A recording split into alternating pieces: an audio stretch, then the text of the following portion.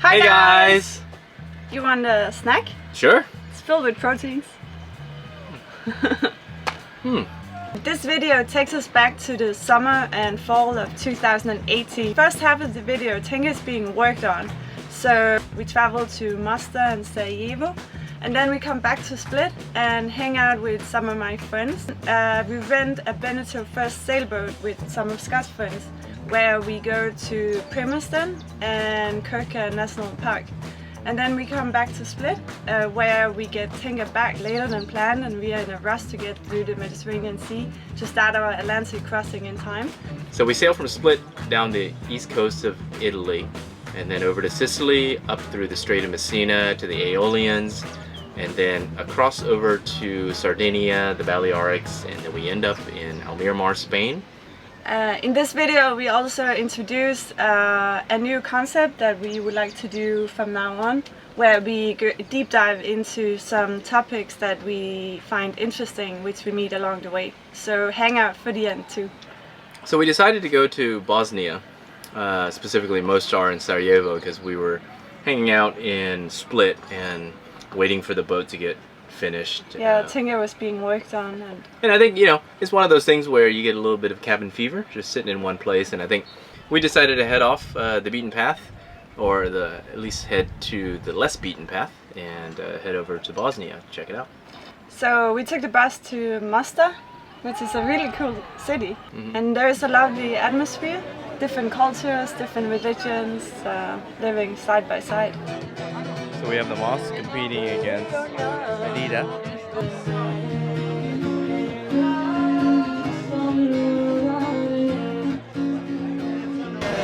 We are drinking local beers with the sound of a mosque in the background, so it's kind of interesting. It's a really cool place. I mean, when you're in this region, the Yugoslav region, the former Yugoslav region, you got to know that not too long ago the whole area was embroiled in war, and Bosnia was one of the hot spots of that, and we wanted to see that. We wanted to see what effect it had there, what the people were like today as a result of it, because it really wasn't that long ago. And I have a personal interest, not just not in Yugoslavia, but you know, my family escaped from war, or my family knows what it's like to live through that. So we wanted to see something a bit more recent, and we got that in Bosnia. We went to the Genocide Museum, learned about what happened during the war, all the awful things that happened, and it really affected us very deeply. So after Mostar, we went up to Sarajevo, and that was really a highlight for us. I mean, when you read about the history, they had a 4-year, I think it was 4-year siege there, where the entire town was blockaded. Yeah, the longest time in modern history.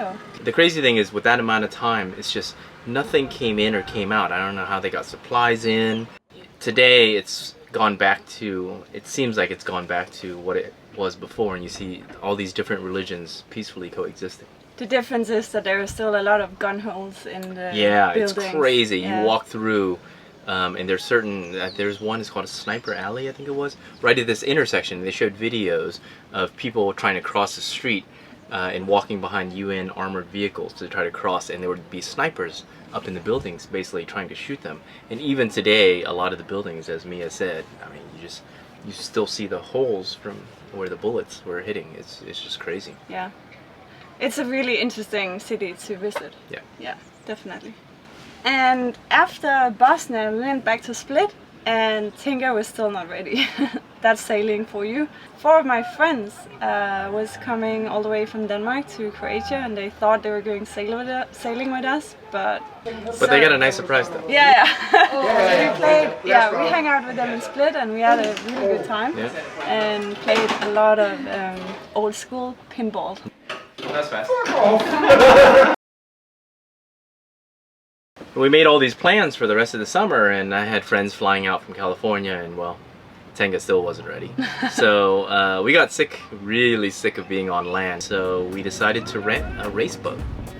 We rented a First 45, it's a Beneteau. Very different than Tengah. Tengah I don't think anybody would ever call an ML-54 a race boat.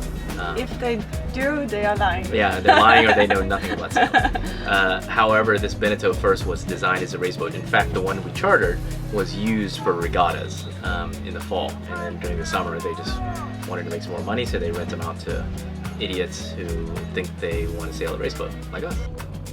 So yeah, sailing the First is completely different than sailing Tengah. First off, everything on Tengah, or most things on Tengah, are electric with respect to the sails. You just hit buttons, things happen. With the Genoa winch, it's just one line, it's super simple. Even with 4 sails, there are not that many lines. No, that you have to deal with, whereas this Beneteau First, there's only 2 sails, and we kept finding ourselves in these birds' nests, like looking down going, what is going on? It was a very fast boat. It's very responsive and fun.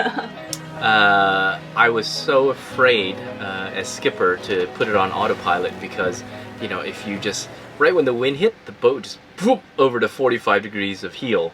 It's different. Tengah, everything happens slowly. It heels over slowly. It can go fast, but everything just sort of goes in slow motion, whereas Tengah is a tank. Tengah has a top speed, a very high top speed, but it just takes a while to get there and it takes a lot of wind to get there.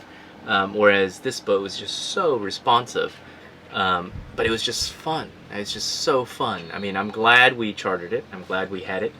I'm really glad we only had it for a week. I'm glad that we didn't have to live on it. Yeah, I'm glad we don't have to live on it. Yeah, but our friends enjoyed it. Woo, let's go, let's go, let's go! We did too. Yeah, we did enjoy it too, yeah. It also made us appreciate Tengah more. It made us appreciate the comforts, the drama-free sailing. You know, we kite surf, so if we want excitement when we go fast, we go kite surfing. But when we're moving our home, you know, top speed of Tengah is faster than the Beneteau, but it just takes a lot longer to get there. So during that week, we went up to Primeston to an ABBA concert. Pretty fun. That wasn't planned, but you know.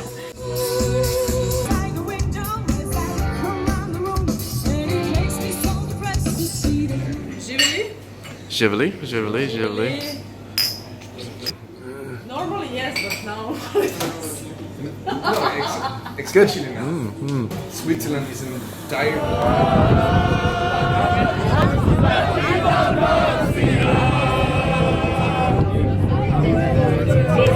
And then all the way up, like into the river to Krka, which is a national park in Croatia.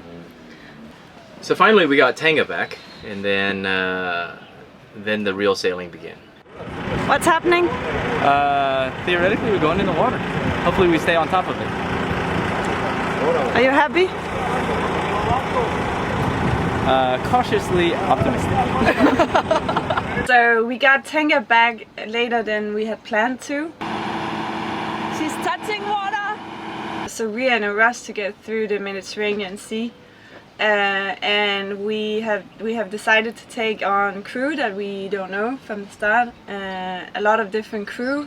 And I think we have to say like 1,500 nautical miles in 3 or 4 weeks. So yeah, it's really crazy. And that's really something we don't want to do again. Yeah, they always say when you're sailing, the one thing you don't want to sail to is a schedule, and that's exactly what we did. So we basically made that mistake. Yeah, and for the next month, really, we didn't come into a marina or an anchorage or anything during the daytime. It's not that we planned it that way, it's just we were in such a rush. We wanted to see the Med. The original plan was to spend a bunch of time stopping in a lot of places, but now we felt like we were just in delivery mode, just trying to get the boat over to get it ready for crossing the Atlantic. Yeah, luckily we had really good crew on board the whole time, even though most of them we didn't know from the beginning, but we were really lucky. Yeah. Yeah. I mean, and we went to Catania. You remember? You didn't get off the boat for 5 days? yeah, we were replacing both of the furlers up front, the electric furlers for the Genoa and the staysail. And it was just like 12 hours a day of working with the boatyard to get these things installed correctly. And we had 2 crew on the boat, 2 girls, Kajsa and Maria, Kajsa from Sweden and Maria from Denmark.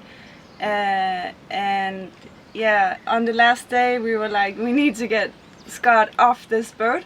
So we decided to go out. And they picked the best day to do it too. Yeah, it was pouring rain. And Maria was in her rain jacket and stole my rain boots, and we were all like soaking wet when we got to the But we restaurant. did find a bar. Yeah, we did find a bar. And Kajsa, being young and from Sweden, obviously put on the ABBA music, and we just danced. I think we danced our frustrations away. The Euro 50 shots helped too. Yeah, it was a pretty tough days in Catania, and yeah. So, and that's another example where it's so awesome to have crew on board. Sometimes they just bring something unexpectedly and really enhance our experience.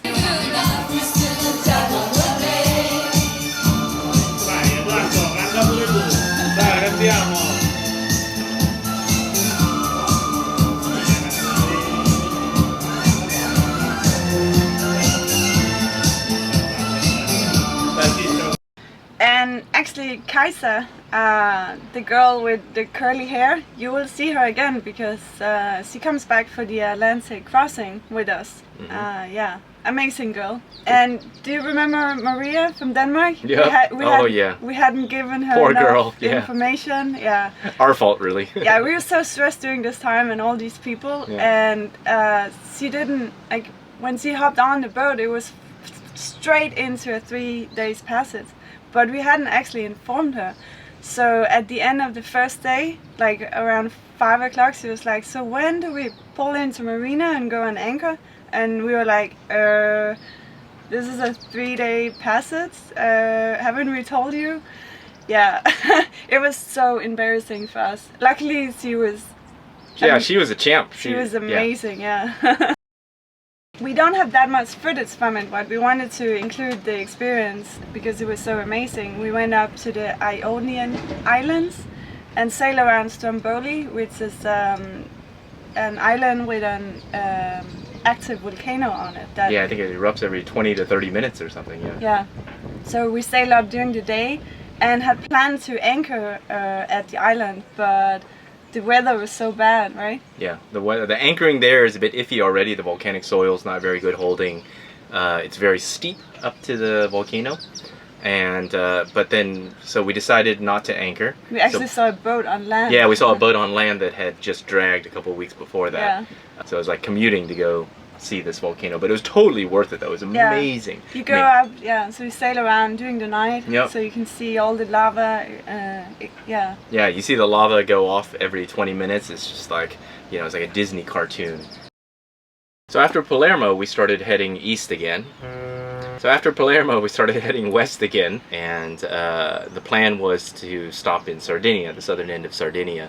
And as we approached and got within mobile data range, you remember this, we took a look at the weather forecast, and what had developed was that we could either stay for a couple days and then leave, and the wind would get lighter, but then we would arrive into Minorca, which was our destination for that passage, with 30-35 knot winds. Or the other option was to continue right then and there and hit 25, maybe 30 knot winds, but in the middle of the Mediterranean. And we made the hard decision to just continue, but I would much rather experience strong winds in the middle of the Mediterranean than up close to land and have to come into a marina or something with 30 knots. So we continued, and it was a tough sail, but it was quite awesome too. Yeah. It was an example of why you should not completely rely on the weather forecast. It said 25-30 knots maybe in the center, and we got over 30 knots most of the time. We had a full day over 40, and there was a period where it was over 45 for a couple hours. You had waves breaking halfway up the mast. I mean, Tengah was just a tank though. We had it on autopilot, and she was just cruising along 7-8 knots with just a bit of mizzen out, just a bit of staysail, and we were completely comfortable. It was yet another example of why we love Tengah so much for our circumnavigation. After the Balearics, recovering from our 45 knot sail, we headed over to Miramar, Spain, where the intent was to provision and prepare the boat and prepare ourselves for the Atlantic crossing. Yeah, and this was November, so pretty much out of season, and we hadn't met that many other people sailing through the Med. So somehow something we didn't expect happened in Miramar. We met other cruisers around the same age as ourselves. Marky and Ryan and Sophie from Ryan and Sophie Sailing, and it was just really nice hanging out with people who go through the same experiences as we Yeah. do, and we learned that they all have the same worries. Yeah. They all have to work on their boat all the time. They all struggle with adjusting to living in a small confined space with each other. So we ended up having Thanksgiving dinner on Polar Seal, Ryan and Sophie's boat. So we're off to Thanksgiving dinner here in Miramar. With the pumpkin pie. Mia's dressing as she thinks an American would. No, isn't it so? Or whatever that means. You guys can judge. I can't get over you. Howdy! Hello. Hey! Coming in! I need help. So we had a deconstructed turkey from the French chef. This year we're having a deconstructed turkey with chorizo stuffing because I couldn't find the Italian sausage. So it may get a little spicy. But we're having the dinner rolls. Those are a constant. No, yeah, that's the thing. They look perfect, except this year they're baked in the sailboat oven, and so they're burnt on the bottom. Oh, that's like the cake. That's like your pie. Yeah, yeah. High five. Sailboat baking. Yeah. For the win. For the win. So, if you wash that plate quick, honey, then we can all have big plates. And Marquis, who is apparently the world's worst cook, Yeah. Hey, you can make mashed potatoes though. Yeah, I made make mashed potatoes. great mashed potatoes. Out of potatoes or out of powder? Potatoes, yeah. I've never done that before. Powder, I've done. Yeah, I've done powder a million times. Since we're both geeks, you may have noticed in our previous videos, we've included some geeky bits, things that are interesting to us that we hope in some way highlight how to lessen your impact or to highlight people who are improving the world. And we're going to continue on that, and we're doing that in this video. Today we are going to look into something that accounts for 20% of all greenhouse gas emissions, which is meat production. You want a snack? Sure. It's filled with proteins. We interviewed my friend Søren from Denmark, who has a business that shows that you can both do good and do well. So I saw on Fox News recently that everybody in Denmark just wants to open cupcake stores. So tell me why you went into the worm business instead. Well, we really do want to open a cupcake store because we like cupcakes, and so Fox News are absolutely right. Oh, in okay. in Not their only take on fake that. news there? No, Oh, not okay. only fake news. Well, we decided to do it because it's great for the environment, and it's great for the animal welfare, and we think that we need to do something now before it's too late. So what are the benefits with using worms as a protein? When you produce 1 kilo of the worm, you take 1.5 kilo of feed, and if you produce 1 kilo of veal or pig, you take 10 kilos of feed. And we only feed with waste food, so everything they eat, it's something you wouldn't use anyway. It would be thrown out. Yeah. So in that way, we are quite. So you turn waste into protein, basically. Yes, exactly. I've even heard that the mealworms can eat plastic. Is that true? Yes, it's true. They can actually eat plastic, and they can they consume it. And when it comes out the other way, the other end, there is no trace of plastic. And what kind of products do you get out of it in the end? Well, the great thing about these mealworms is that we can actually use everything. Of course, use the mealworm itself, and we use it like a standard mealworm. We don't do anything with it. We just cook it. Yeah. And we make flour of it, and that's what we do most. Then we get the excrements from them. Yeah. It's a excellent fertilizer. It's very powerful, but it doesn't smell at all. Oh. Some people have said that insects are the solution to the global food crisis and will basically eliminate carbon emissions. Is that really true? Yes, it's quite true that mealworms does take down the carbon emission quite a lot in comparison to veal and pig and regular farming. And I think it's a great way of being a part of the solution with the food crisis. It can't stand alone, but it'll be a very good part of it. I'm quite sure of that. In our next video, we welcome our 3 new crew members, and we sail across the Atlantic Ocean in some days, and we enter the Caribbean Sea.